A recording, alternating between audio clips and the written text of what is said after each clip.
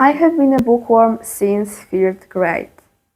I have always loved reading, even when I ended up reading a very boring book.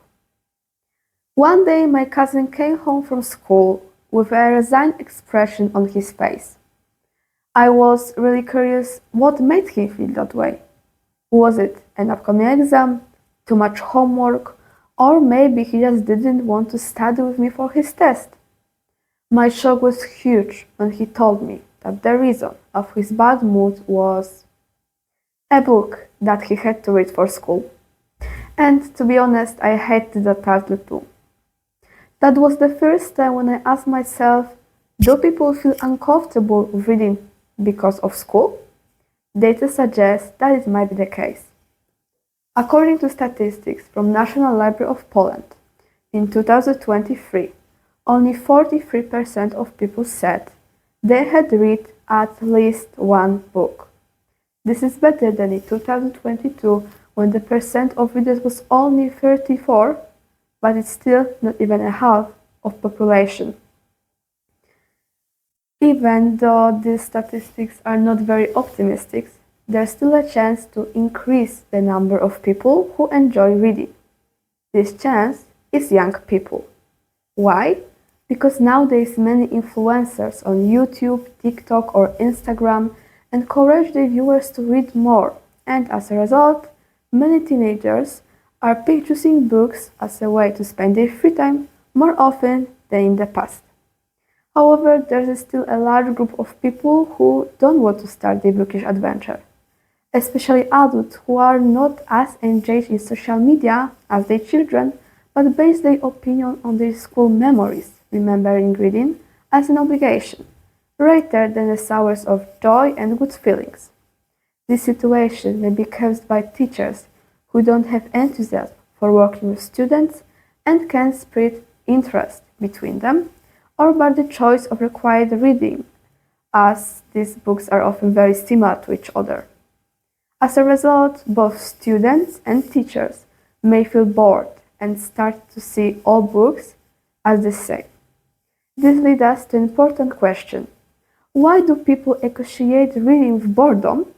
This situation is similar to choosing food in a store.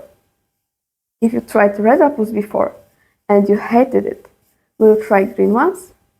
I think the answer is mostly no, because we don't want to try something we already experienced, even if it's a different type, but still in the same category. However, there are ways to encourage more people to read. What ways? Let's do an experiment. You see 3 different book covers. If you have to choose a book to read, which one would you pick? Of course, it depends on what your personality is. If you like fantasy, you will choose number 1.